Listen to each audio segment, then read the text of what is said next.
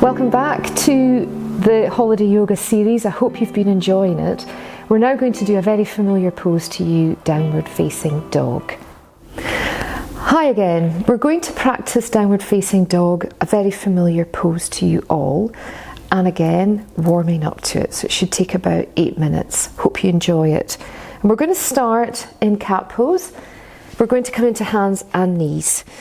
And we're going to allow ourselves to open up the back of the legs. So place one foot behind you, any foot, engaging the tummy so we don't let everything collapse too much, but we keep the shoulders nice and soft. And if you want, you can bob gently into the heel. If you want to work a little stronger, you can perhaps lift the leg, push into the heel this way, and then move on to the other side. Oh yeah, we're going to try resting the toe on the ground first, and then perhaps lifting to hip height and allowing the toes to come back towards you. As we drop down, it's very apt that we do puppy pose as a prerequisite to downward facing dog, and this is where we can really start to open into our shoulders and allow our chest to drop, drawing in the tummy a little as well. So I'd like you to take your hands in front of you, and we're keeping the hips nice and high, bottom in the air, and you're lowering your head through your hands and your arms. So it should feel quite strong. Draw the tummy in and imagine that you're wearing a really heavy pendant around your neck so that the chest, the sternum is dropping, slowly descending towards the mat too.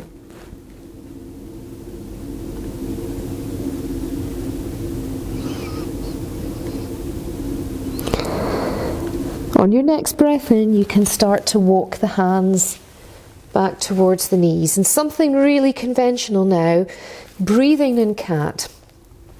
On your next inhalation, start to look forward and up, lowering the chest and lifting the tailbone. And then exhaling, lowering the head and drawing the tummy button in and tucking the tailbone under.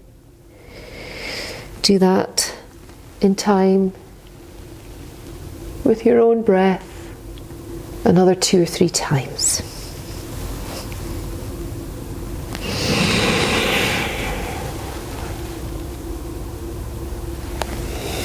Maybe make this your last one.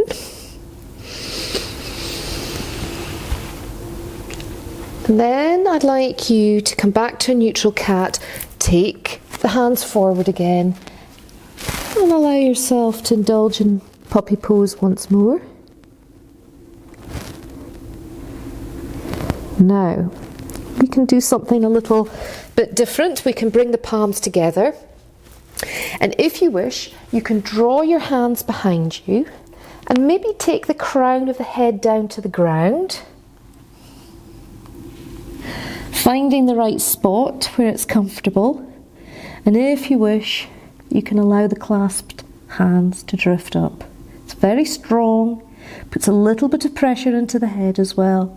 See how you go. As you lower the hands back down, bring yourself almost into cat, not quite, because we're going to take the palms forward. We're going to take the wrists forward this time. You're going to move into plank pose. As you send back the heels, keep the tummy engaged. And there's 2 things you might want to do here. You might want to do a nice soft version where you're coming into a side plank with the bottom knee drop down. You can do that to either side.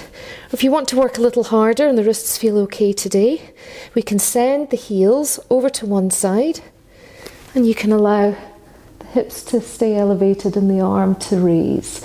And we can go to the other side. Remember, drop the knee if you'd rather do a gentler version of this. Go. Let's do it twice to each side. Wonderful. And I think as we lower our knees and bob back, that we're now ready to come into downward facing dog. So it's a pose that you're familiar with, but it's also a pose that feels different every time we go into it. And that's the beauty of the pose. There's always little things that we can work on, we can work into. Plant your hands down, tuck your toes under, and start elevating the hips, keeping the knees bent, keeping the chest tucked in towards the thighs, sending the hips skyward, coming to a nice comfortable apex, so we're not too wide so that we're losing integrity. Find a nice comfortable spot to soften into. Relax the head, lift the tailbone, draw in the tummy.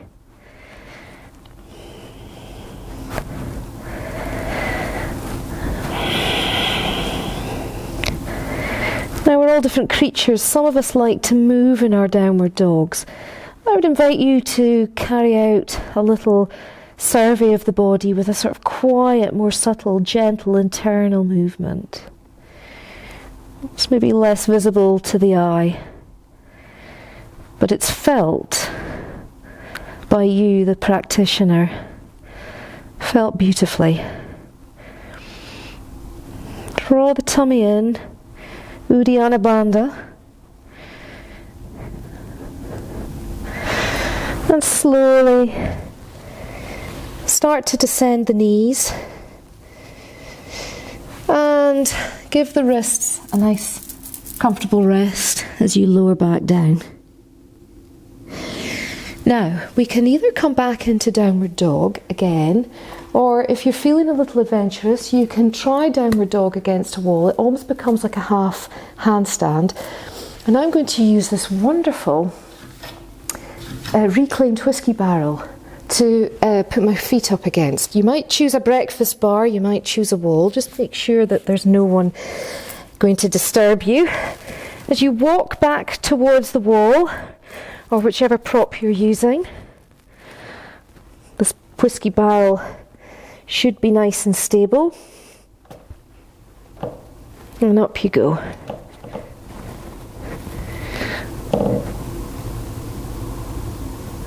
Come down whenever you feel ready. Slowly landing, hopefully comfortably. You've done lots of inversions. We need to change gear, rest and recuperate after that. I'd like you to gently lie down on your back, tuck your knees in, and you can stay here for as long as you wish. Hope you enjoyed that, and thank you.